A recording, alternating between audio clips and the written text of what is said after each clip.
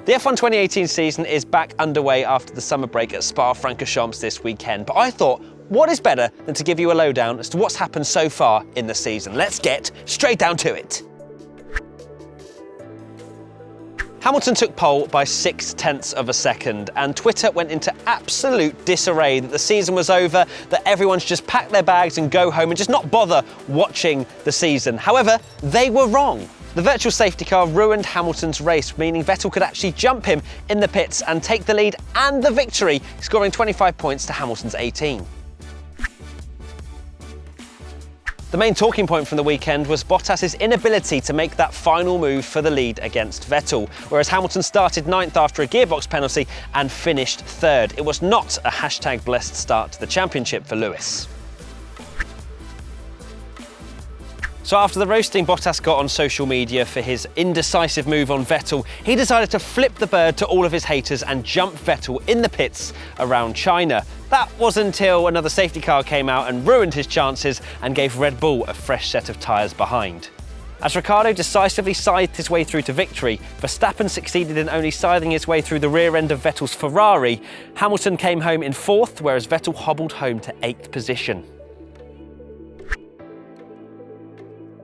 Could anything top the 2017 race? Well, 2018 gave it a pretty good go. Vettel was leading decisively for the 3rd time in 3 races until the Red Bulls decided to come together and have a little clash. From this incident, Bottas jumped Vettel under the safety car, and then Vettel decided to do a dive bomb into turn 1, causing his front left to turn into a 50p coin, and he lost a few places. But then Bottas' tyre decided to explode 3 laps before the end, meaning Hamilton won the race and Vettel came home in 4th. I think it's fair to say Mercedes tyre controversy with this one. The FIA had changed the amount of tread that was on the tyres, which benefited Mercedes hugely. Hamilton absolutely ran away with the victory, whereas Vettel came home in 4th, getting beaten even by Red Bull's Max Verstappen. Daniel Ricciardo managed to hold on to a fantastic victory despite having an MG UK failure. Vettel came 2nd and Hamilton came 3rd. I would go into more detail, but it's Monaco. Nothing really happens. This was an absolute borefest. Canada usually brings great racing, but not this time round. Vettel converted pole to victory, whereas Hamilton had an absolute shocker, finishing 5th, behind both of the Red Bulls. Hamilton decided that he fancied a taste of that pole-to-flag victory lifestyle, and that's exactly what he did at France, whereas Vettel decided he didn't like Bottas anymore and absolutely punted into the side of him, getting a penalty and only being able to come home in 5th. Does anyone want to win this championship?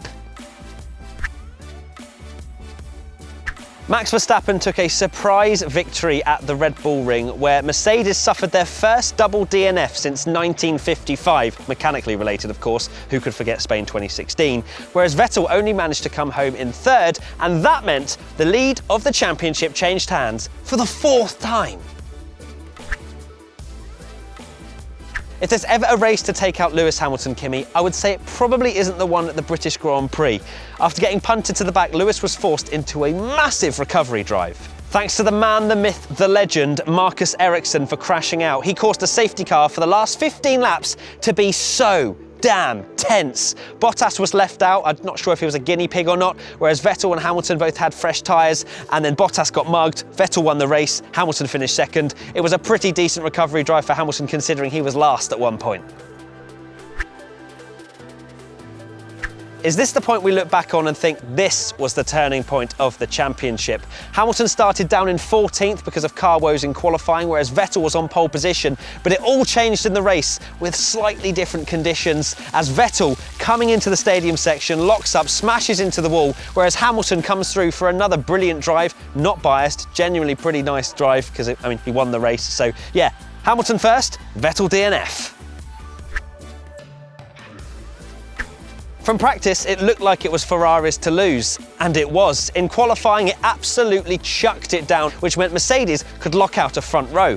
If there is one gift to describe Lewis Hamilton's race, it would have to be the Harry Potter one, whereas Bottas pretty much was a moving barricade, just staying in front of the Ferraris, the perfect wingman, Toto Wolff said, which Valtteri wasn't too happy about, until Bottas just decided to lose the plot a little bit, 5 laps to the end, smashing into both Vettel, pretty much, and Ricciardo, definitely. So Hamilton won the race, Vettel finished second.